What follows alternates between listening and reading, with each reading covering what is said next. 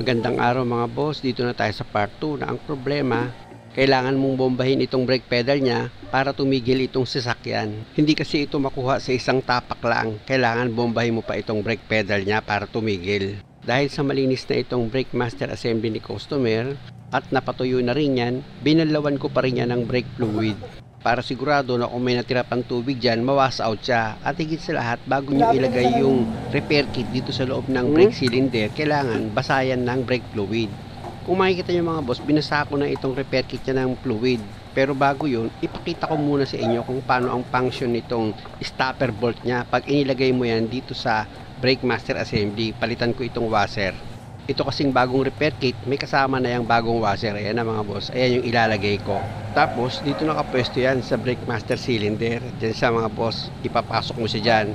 Tsaka nyo siya hihigpitan na ang tawag nga dyan, stopper bolt. Na dapat pag inilagay mo itong stopper bolt, dito tatapat yan mga boss sa gatla ng secondary piston. Kung mapapansin nyo, itong magkabilang dulo ng secondary piston, may harang siya, di ba? Para nga itong piston, pag nailagay mo na dito sa loob ng cylinder, hindi na siya makakalabas, mahaharang ng stopper bolt. Ilagay ko na itong secondary piston mga boss. Ayan, kung makikita nyo, ipasok ko na yan sa loob. Ulitin ko lang, itong stopper bolt, ilalagay mo dyan ha. Yan, sigurado ka pag nailagay mo dyan, dito tatapat yan. Yan, sa gatla na yan. Itulak ko na itong secondary piston. Siguro naman mga boss, naintindihan nyo yung sinabi ko. Dahil sa malalim yan, gumamit ako ng pantulak dyan na screwdriver. Ayun, pasensya na kayo mga boss, hindi ko napansin yung camera, hindi ko pala naibuo. Pero pinatulak ko yan kay customer gamit nga yung screwdriver. Tapos pag tumapat na siya dun sa gatla, dun sa malalim dito sa secondary piston, kung mapapansin nyo mga boss, ilalagay ko na itong stopper bolt nya. Mapapansin nyo naman pag tama yung pagkakalagay nyo ng stopper bolt, ayan maluwag yung nailalagay or nahihigpitan itong stopper bolt nya. Testingin ko yan mga boss, itulak ko ng screwdriver kung hindi nalalabas itong secondary piston. Yan, tumitigil. Saka matigas na siya. Oo, ayan marinig tumitigil siya. Stopper po. At dahil sa okay naman yung pagkakalagay ko ng stopper bolt mga boss, pwede ko nang gamitan ng backstance sa number 10 yan para i-final ko na yung higpit dito sa stopper bolt nya. At pag okay na yung pagkakahigpit nyo dito sa stopper bolt, dito naman ako sa primary piston. Syempre naman mga boss, bago nyo ilagay yan dito sa loob ng cylinder, importante na dapat binasa nyo rin yan ng brake fluid para yung rubber seal nyan hindi siya ma-damage. At dapat pag ipinasok mo yan dito sa brake master cylinder mo, samahan nyo rin syempre ng pag-iingat. At pag pumasok na yan, pwede mo na ngayon ilagay itong lock ring nya. Tapos gamit ka na ngayon ng circle plier para itong lock ring nya maipasok mo na dito sa cylinder at mag-lock na yan. Nang sa ganun, ito namang primary piston mo hindi siya mabunot. Pag okay na, gamit ka ng screwdriver mo, itulak mo itong primary piston. Ilaro-laro mo siya mga boss, dapat sa pakiramdam mo wala siyang sasabit. Pag good naman siya, pwede ka na ngayon maglagay ng brake fluid dito sa reservoir mo.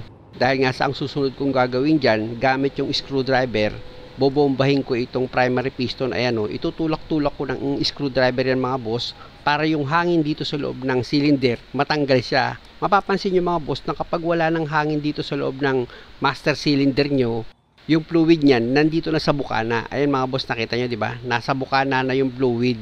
Pag ganyan mga boss, ibig sabihin okay na itong pagkakableed ko. Wala na siyang hangin dito sa loob ng cylinder. Kaya pwede ko na yan ilagay dito sa hydrovac. Ayan mga boss, andyan pa rin siya sa bukana. Ayan yung fluid niya. Ang kagandahan kasi mga boss, pag dito pa lang sa baba, i-bleed nyo na yan. Pag na-connect nyo na itong brake master assembly nyo dito sa hydrovac, mas madali nyo na siyang maibibleed. Tapos pwede mo na ngayon ilagay yung 4 na nut. Siyempre naman kasama sa ilalagay mo dyan itong fluid line nya dito sa brake master cylinder. Huwag ka munang gagamit ng wrench mga boss. Importante na lahat ng mga tornilyo dito sa brake master assembly mo, gamit lang muna yung kamay mo sa pagkabit ng mga nut or ng mga tornilyo. Para kung ang gamit mo automatic wrench or impact wrench, hindi ka makalustred. Gaya nga nito mga boss, na ipakapit ko na yung 4 na nut dito sa brake master assembly ni customer, o pwede ko na ngayong gamitan yan ng socket wrench na number 12. Nang sa ganun, mahigpitan ko na itong mga nut gamit nga itong impact wrench ko.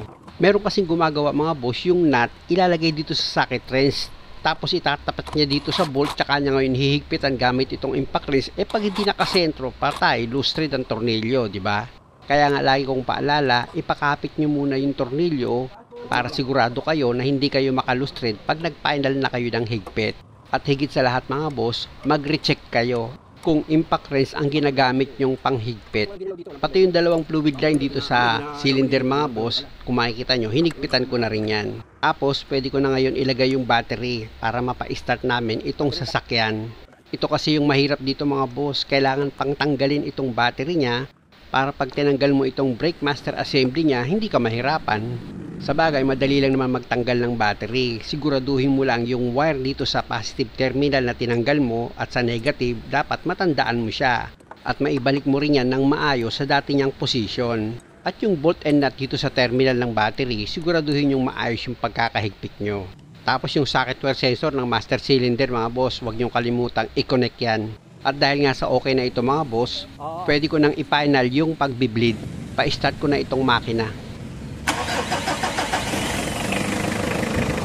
Sige, pampay mo yung preno.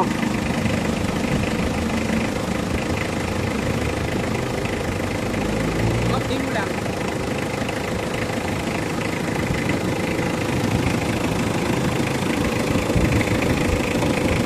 Din mo, okay. Baba. Dapat mga boss nakadiin sa brake pedal pag niluwagan mo itong fitting. Tapos pag lumabas na yung fluid, higpitan mo ulit itong fitting niya. Tapos bomba ulit. Okay, bomba. Up, din mo lang. Nakadiin.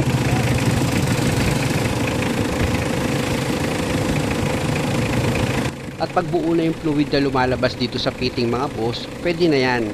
Pwede nyo nang i-final yung pagkakahigpit dito sa fitting nya. Para dito ka naman sa fitting ng primary piston magbi-bleed.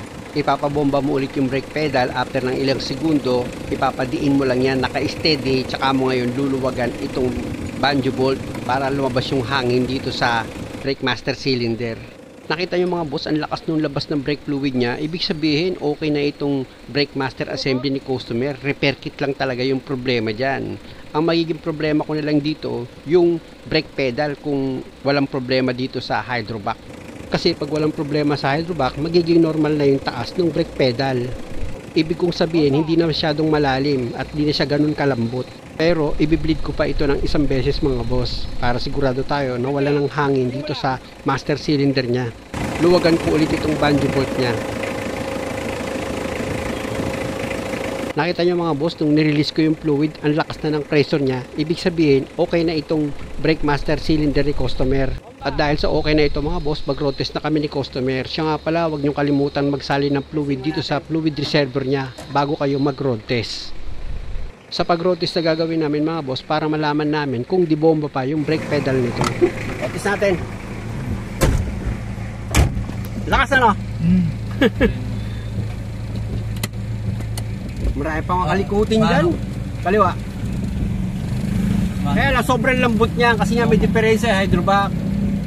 Nagkataon lang yan, sumabay yung sira nung ano, brake.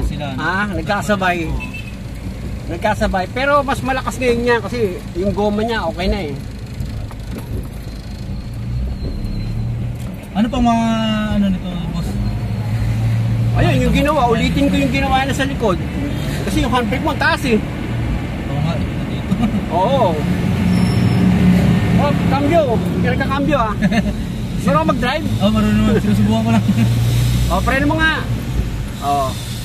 Sige, din mo maiging preno mo. Para ma-testing.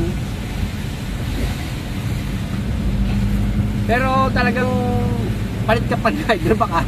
Oo. Kahit na Bago yung ano. sige, preno mo. Oh, di ba? Malakas siya. Di ba?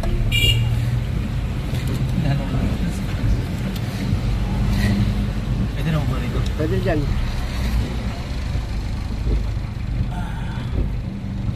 Oh, preno mo nga. Bigla. Oh, malakas siya eh. Kaya lang ang problema, yung malalim. Oo, malalim. Nagkataon lang yan, nagsabay, hydrovac, tsaka yung ano, repair kit ng brake master. Kaya lang pag ginawa ko yan, kasama ulit yung likuran. Yung ano ho, yung sa frame. Sige.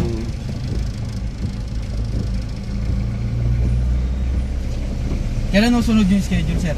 Kahit bukas, tuloy natin bukas. Okay, kailangan may budget ulit. Oh, yun.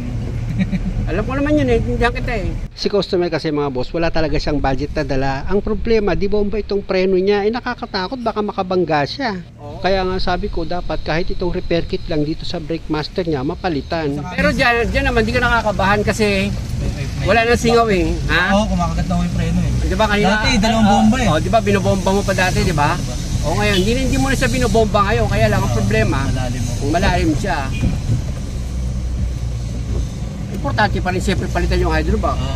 Alam niyo mga boss, dapat ang gagawin ko lang dito, i-troubleshoot ko lang yung pinanggagalingan ng paglubog ng brake pedal niya. Kaya lang, nung malaman kong di bomba itong brake pedal niya, at napakadelikado niya, nagsuggest ako kay customer na palitan itong brake master repair kit niya. At ito nga, naging okay naman. Isang apak mo lang eh, lakas eh, di ba? Kaya lang, narinig niyo naman yung sinabi ko kay customer na kailangan pa rin ito palitan ng hydrovac para bumalik sa normal yung taas ng brake pedal ni customer. Pero hindi pa rin ako dapat talaga palitan ko rin yung hydrovac. Pag-ipunan ko lang sir. Mukhang matagal mong pag-iipunan. Hindi naman, siguro. Tingnan ko lang. Baanin ko lang rin yung budget. Naintindihan naman kita. Muli mga boss, maraming salamat sa panonood. Sana nakakuha kayo ng idea at kung maaari, huwag nyo naman sanang kalimutang mag-subscribe sa channel ko o i-check ko itong brake pedal niya mga boss para makita nyo. Hindi ko lang talaga matiis na check up lang ang gagawin ko dito kaya pinalitan ko ng pyesa yan para hindi naman delikado si customer sa biyahe niya. Ayan, tumaas lang siya ng kaunti. Ayan, tumaas siya ng kaunti pero may diferensya ang hydrovac nito. Pero lumakas na yung preno, hindi na siya di bomba. Dahil nga sa may problema pa ito sa hydrovac, kailangan pa yan mapalitan. Kaya baka pag nagka-budget si customer, dun ko pa lang yan magagawa. Maraming salamat!